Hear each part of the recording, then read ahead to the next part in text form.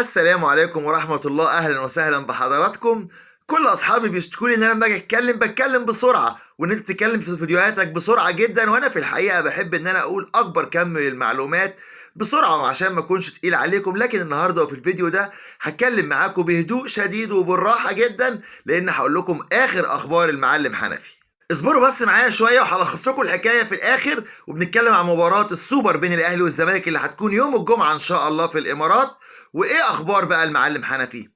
الحقيقه ان حنفي هو مستشار مرتضى منصور. مستشار مرتضى منصور ليه دايما مواقف غريبه جدا بتحصل، وفي النهايه طبعا بيتراجع عن قراره، وعشان كده قلنا حنفي. كلنا عارفين ان المقرر ان يكون مباراه الاهلي والزمالك في السوبر المصري، او بالتحديد الزمالك والاهلي، لان المباراه دي مباراه نادي الزمالك، هتكون يوم الجمعة القادم في الإمارات الساعة 7:30 مساء، وهتقام مباراة في ميعادها إن شاء الله.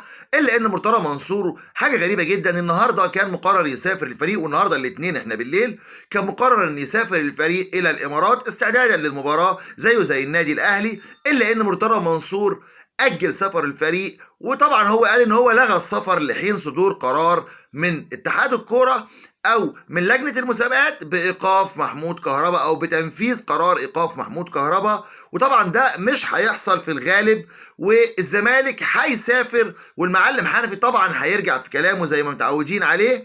ليه بقول الكلام ده؟ هو حدد ميعاد ميران للزمالك الثلاثة الصبح. الزمالك هيتمرن فعلا، ويمكن كمان يتمرن بالليل، وبعدين هيسافر ان شاء الله للامارات علشان يلحق يجهز للمباراه، وهتلاقي المباراه في ميعادها. وزي ما قلت لحضراتكم متعودين على المعلم حنفي، وعلى مفارقات المعلم حنفي، وعلى حبه للظهور دائما، وعلى العنتريه اللي دايما بيطلع بيها النادي الزمالك وجماهيره، وفي النهايه بينزل على ما فيش.